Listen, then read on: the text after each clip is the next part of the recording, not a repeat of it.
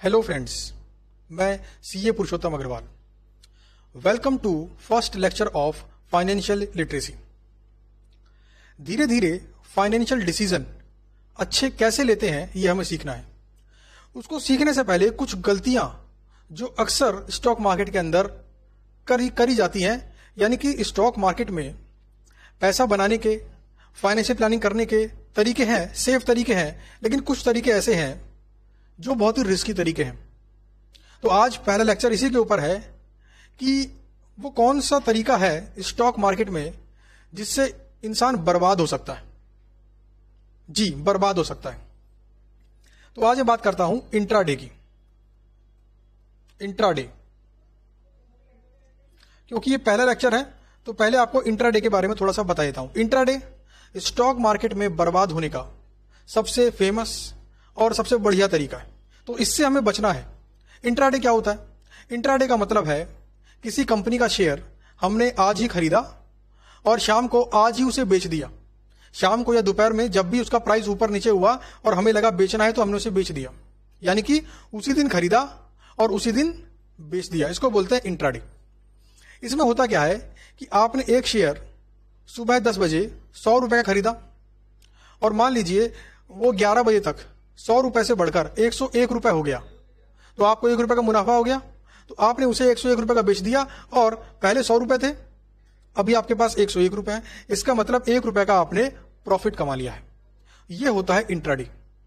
सुनने में बड़ा अच्छा लगता है, यानी कि एक दिन में 1%, 30 दिन में 30% और पूरे साल में 250%, क्योंकि नॉर्मली 250 ट्रेडिंग डेज होते हैं ऑन एन एवरेज, यानी 250 दिन ट्रेडिंग होती है। तो 250% का मतलब है कि एक साल में 1 रुपए को आप 3.5 रुपए में कन्वर्ट कर सकते हैं इंट्राडे के अंदर। ऐसा लोग कहते हैं, बट ये सही नहीं है। इंट्राडे स्टॉक मार्केट में बर्बाद होने का सबसे बेहतरीन, बढ़िया और फेमस तरीका है। हमें इससे बचना है। तो आइए बताता हूं कि इसमें गलती क्या होती है। देखिए, इंट्राडे में क्या होता है, सेम डे खरीदते हैं, सेम डे बेचते हैं, या फिर ऐसा भी कर सकते हैं पहले बेच दीजिए फिर खरीद लीजिए। इसे बोलते हैं शॉर्ट सेलिंग। इसके बारे में किसी और वीडियो में बात करेंगे। यहां पर हम बात कर रहे हैं नॉर्मल कि पहले खरीदा फिर बेचा। उदाहरण के लिए आपके पास मान लीजिए 100 रुपए है। कितने रुपए? 100 रुपए। एक कंपनी का शेयर है, मान लीजिए उसका प्राइस भी 100 रुपए है, यानी कि कंपनी का एक शेयर खरीदने के लिए आपको 100 रुपए देने पड़ेंगे। तो आपने 100 रुपए दिए और उस कंपनी का एक शेयर खरीद लिया। अब मार्केट में क्या होता है कि ये प्राइस ऊपर नीचे होते रहते हैं based on sentiments of buyer and seller. अगर लोगों को लगता है ये कंपनी ग्रो करेगी, ये कंपनी आगे जाएगी, या बहुत ही पॉजिटिव न्यूज आ जाए तो कंपनी का ये शेयर प्राइस 100 रुपए से बढ़कर 101, 102, 103 ये बढ़ जाता है, ऊपर चला जाता है। और अगर कोई नेगेटिव न्यूज आ जाए तो प्राइस नीचे गिर भी सकता है। तो मान लेते हैं कि यहां पर प्राइस बढ़ गया, यानी कि उस दिन कोई पॉजिटिव न्यूज आ गई और प्राइस बढ़कर हो गया 101 रुपए। कितना? 101, यानी कितना कमाया? 100 रुपए लगाए, सुबह 100 रुपए लगाए और शाम को हमारे पास 101 रुपए थे, यानी हमने 1 रुपया कमाया प्रॉफिट। अगर परसेंटेज में निकालूं तो ये हो जाता है आपका 1%। अब होता क्या है कि जो स्मॉल इन्वेस्टर होता है ना, उसको ये चीज बड़ी अट्रैक्टिव लगती है।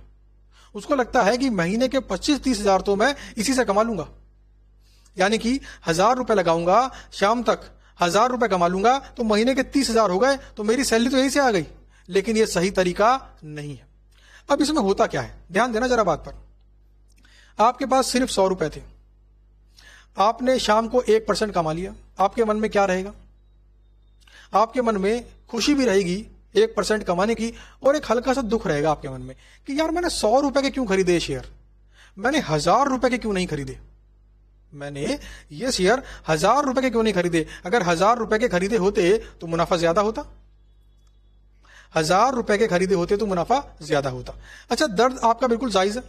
अच्छा, मान लीजिए नेक्स्ट डे आपने फिर से 100 रुपए लगाए, फिर से आपने 100 रुपए लगाए और आपने एक शेयर खरीदा किसी और कंपनी का, और उसका प्राइस ही मान लीजिए 100 रुपए ही है, और दिन के दौरान वो प्राइस बढ़कर आ गया 110 रुपए, यानी 100 रुपए लगाए और 110 रुपए हो गया, यानी 10 रुपए कमा लिया। यानी अगर परसेंटेज टर्म्स में बोलूं तो ये हो गया आपका 10%।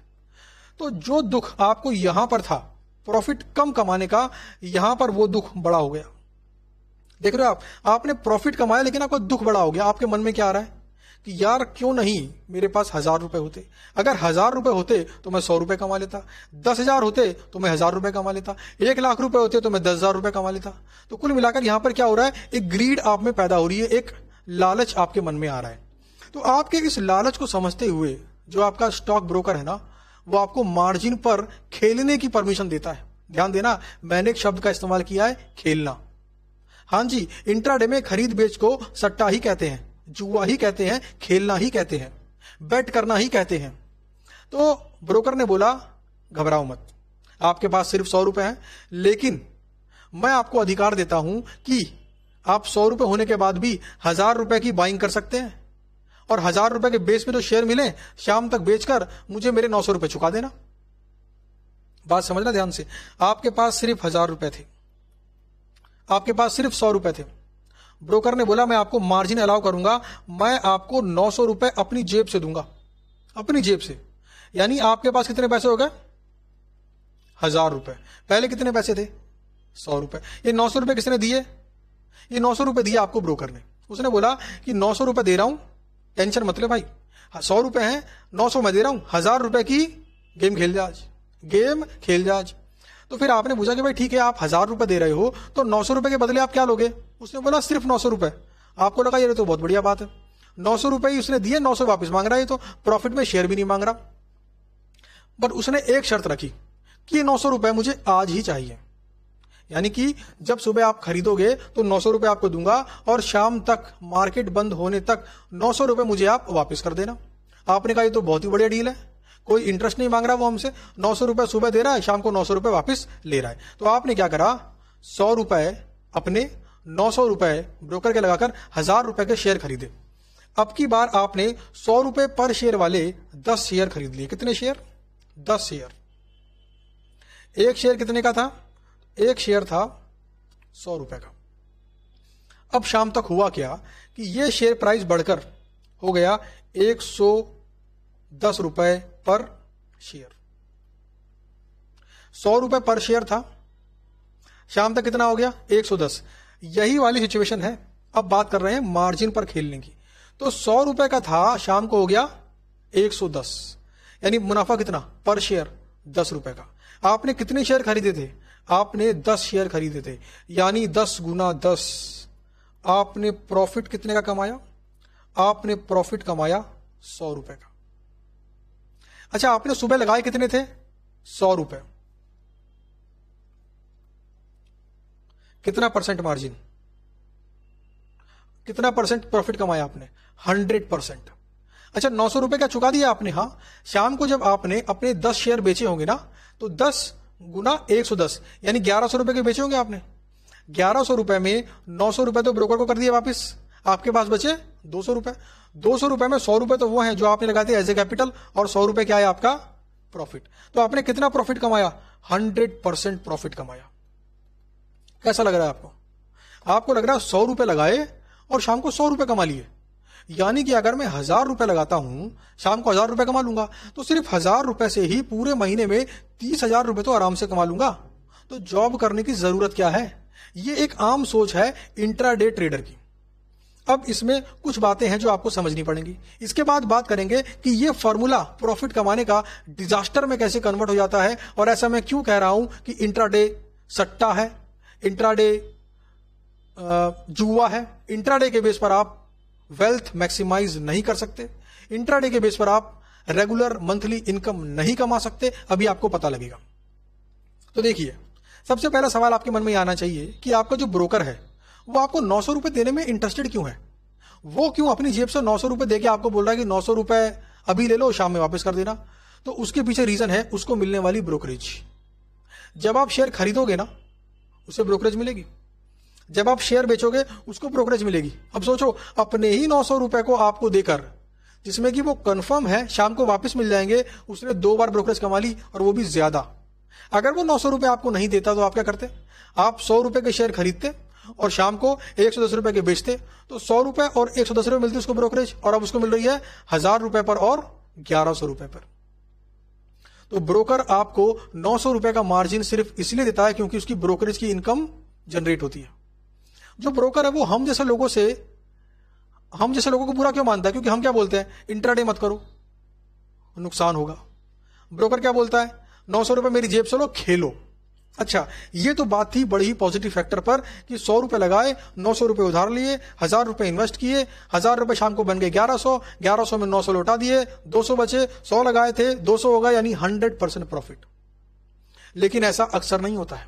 कभी कभी क्या होता है आपको दिखाता हूं, आपको दिखाता हूं। देखिए, अभी हमने क्या माना कि शेयर प्राइस शाम को 100 की जगह हो गया 110, यानी 10% इंक्रीज हो गया। लेकिन ऐसा भी तो हो सकता है कि शाम को शेयर प्राइस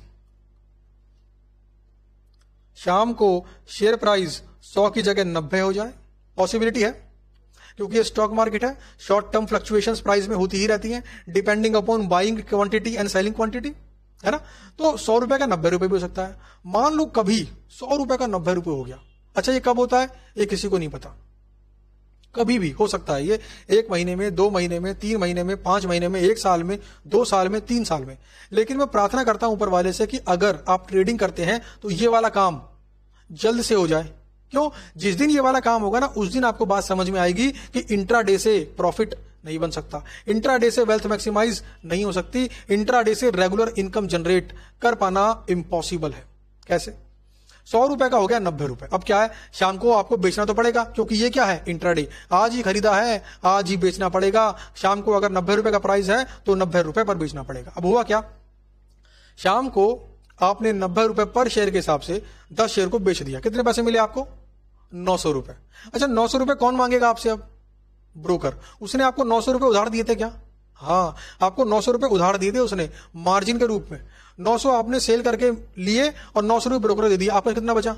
0। अच्छा, दिन के शुरुआत में कितने पैसे थे आपके पास? 100 रुपए। और अभी कितने पैसे हैं आपके पास? 0। तो इसके ऊपर वॉरेन बफेट ने बोला है कि what ever may be the number, if it multiplied by 0 it becomes 0। यानी कि अमाउंट कितना भी बड़ा हो, 100 रुपए, 1000 रुपए, 10,000 रुपए, 1 लाख, 10 लाख, 1 करोड़, अगर एक बार भी 0 से इसको मल्टीप्लाई कर दिया तो आपका सारा अमाउंट 0 बन जाएगा। अब आपके मन में आ रहा होगा, सर ऐसी होने की पॉसिबिलिटी तो बहुत ही कम होती है। हाँ, कम होती है, लेकिन ये कब होगा किसी को नहीं पता। और जिस दिन ये हो गया, आपके पास जो कैपिटल है उसको भी लेके चला जाएगा, आपके पास जो प्रॉफिट आपने प्रीवियस कमाया उसको भी लेके चला जाएगा। कैसे? जब इंसान प्रॉफिट कमाता है ना इंट्राडे के अंदर, तो उसके मन में लालच बढ़ना शुरू होती है। जैसे मैंने शुरू में कहा था ना, पहले 100 रुपए से ट्रेडिंग स्टार्ट करी उसे लगा शाम तक 10 रुपए कमाए, मजा नहीं आया, पैसे थे नहीं उसके पास। उसने क्या करा, मार्जिन लिया ब्रोकर से, बोला 100 मेरे, 900 रुपए आपके, 1000 रुपए का खरीदूंगा और शाम को प्रॉफिट होगा, आपको आपके पैसे वापस कर दूंगा और बाकी मेरा हो जाएगा मुनाफा। तो शाम को कई बार क्या होगा कि वो 100 रुपए हो जाएंगे 90 रुपए। 100 रुपए का शेयर प्राइस 90 रुपए पर आ जाएगा। 10 रुपए माइनस 10 गुना 90, आपके 900 रुपए आपने लिए, 900 रुपए आपने ब्रोकर को दिए मार्जिन के रूप में जो लिए थे, आपके पास कुछ नहीं बचा, आपके पास बचा है 0। अब इस 0 को आप किसी भी नंबर से मल्टीप्लाई कर दें, ये 0 आपकी बड़ी से बड़ी कैपिटल को 0 बना देगा। तो सबसे पहला मिथ, इंट्राडे से रेगुलर इनकम जनरेट हो सकती है, इम्पॉसिबल। इंट्राडे से वेल्थ मैक्सिमाइज हो सकती है, इम्पॉसिबल। ये दोनों चीजें हो ही नहीं सकती इंट्राडे से। अब आपके मन में एक सवाल आ रहा होगा, जो लोग स्टॉक मार्केट के बारे में थोड़ी बहुत नॉलेज रखते हैं, उनके मन में एक चीज आ रही होगी, सर हम स्टॉप लॉस का इस्तेमाल करेंगे। स्टॉप लॉस मतलब क्या होता है कि मैंने 100 रुपए में खरीदा और मैंने ये डिसाइड कर लिया कि 98 पर आते ही मैं इसको बेच दूंगा। यानी मैं 90 तक आने का वेट नहीं करूंगा, पहले से ही अपना स्टॉप लॉस प्राइस ट्रिगर कर दूंगा कि 98 पर आते ही मेरे शेयर्स ऑटोमेटिक बिक जाएं। यानी अगर लॉस होने की कभी पॉसिबिलिटी बनी तो मैं अपने आप को 2 रुपए के लॉस पर लिमिट कर दूंगा। हाँ, आपके मन में आ रहा होगा जो इसके जानकार हैं स्टॉप लॉस के, लेकिन आपको बता दूं कभी ना कभी ऐसा कुछ होगा जब प्राइस 100 रुपए से सीधे 90 रुपए आएगा, सीधे 85 रुपए आएगा, सीधे 80 रुपए आएगा। कभी ना कभी ऐसा होगा। ऐसा कब होगा किसी को नहीं पता, लेकिन कभी ना कभी इकोनॉमी के अंदर कोई बुरी खबर आई, उस दिन ये प्राइस 100 से 99, 98, 97 ऐसे नहीं आएगा, 100 से सीधा 90। और ये बात अभी आप ऑब्जर्व कर सकते हो। अभी लॉकडाउन जब लगा मार्च के अंदर, अचानक से मार्केट गिरी 15% से ऊपर, मार्केट एक दिन में गिर गई। सोचो, पूरी मार्केट गिरी है 15% से ज्यादा। आपका इंडिविजुअल शेयर भी कितना गिर सकता है, 15% या उससे ज्यादा। तो उस केस के अंदर हो सकता है आपको मार्जिन की कॉल आ जाए, आपका ब्रोकर फोन कर दे कि घर से और पैसे लेकर आओ, आपको ज्यादा मार्जिन देना है, उतना पेमेंट आपके शेयर्स को बेचकर मिल नहीं पाएगा। तो ये था सबसे पहला मिथ कि इंट्राडे से रेगुलर इनकम हो सकती है, इंट्राडे से वेल्थ मैक्सिमाइज हो सकती है। इंट्राडे से वेल्थ मैक्सिमाइज नहीं हो सकती। इंट्राडे एक प्रकार का जुआ है, सट्टा है। लेकिन फिर भी अगर आपको मेरी बात समझ नहीं आती है या आपको डाउट होता है कि नहीं सर, इंट्राडे के अंदर हम टेक्निकल चार्ट्स को पढ़कर, हम कंपनी की बैलेंस शीट्स को पढ़कर और मार्केट ट्रेंड को निकालकर, प्राइस वॉल्यूम रेशो देखकर, पता नहीं क्या क्या चीजें सबको देखकर हम ये प्रेडिक्ट कर पाएंगे कि मार्केट में प्राइस ऊपर जाने वाला है कि नीचे जाने वाला है। तो मेरा आपको सजेशन ये है कि शुरुआत में आप ट्रेडिंग करके देख लो। अमाउंट बस छोटा रखना, 1000, 2000, 5000, और इसी अमाउंट से 6 महीने तक करना ट्रेडिंग, 6 महीने तक। तो मेरी ऐसी उम्मीद है, मैं ऐसा मानता हूं कि अगले 6 महीने में आपको पता पड़ जाएगा कि ट्रेडिंग से कितना मुनाफा आपको हो सकता है 6 महीने के अंदर। क्योंकि ये सारी बातें जो मैंने आपको बताई, आपको एक्चुअल में तब ज्यादा फील होंगी जब आप इसे प्रैक्टिकली खुद से करेंगे और आपको थोड़ा सा नुकसान लगेगा। तो ये था पहला मिथ कि इंट्राडे से रेगुलर इनकम बन सकती है, नहीं बन सकती। इंट्राडे से वेल्थ मैक्सिमाइज हो सकती है, नहीं हो सकती। उम्मीद करता हूं कि आपको ये फाइनेंशियल लिटरेसी के कोर्स में जो लेक्चर नंबर 1 था, जो मिथ है हमारे दिमाग के अंदर, जिनको मैं धीरे धीरे तोड़ूंगा और उसके बाद आपको वो तरीके बताऊंगा जो सेफ तरीके, जहां पर पैसा बन सकता है और जहां पर हम अपनी प्लानिंग कर सकते हैं। रिटायरमेंट की प्लानिंग, किड्स एजुकेशन की प्लानिंग, किड्स मैरिज की प्लानिंग, कार खरीदने की प्लानिंग, घर खरीदने की प्लानिंग, तो हम प्लानिंग कर सकते हैं। और कौन से वो सेफ तरीके हैं, ये सारी बातें हम इस कोर्स में आपको सिखाते हैं। लेकिन साथ में ये जानना भी जरूरी है कि स्टॉक मार्केट में बर्बाद होने के कौन कौन से तरीके हैं। तो सबसे पहला तरीका स्टॉक मार्केट में बर्बाद होने का है इंट्राडे। उम्मीद करता हूं आपको ये बात समझ में आई होगी। और अगर आपको ये वीडियो अच्छी लगी है तो नीचे कमेंट करिए, वीडियो को लाइक करिए, अपने दोस्तों के संग शेयर करिए। और किसी और टॉपिक के ऊपर अगर आप कोई वीडियो चाहते हैं जहां पर आपको थोड़ा डाउट है, कुछ क्लैरिटी चाहते हैं या कुछ भी आप जानना चाहते हैं, तो नीचे कमेंट करिए, मैं उसके ऊपर वीडियो बनाकर यूट्यूब में अपलोड करूंगा। तो चलिए मिलते हैं आपसे अपनी अगली वीडियो के अंदर। Thank you.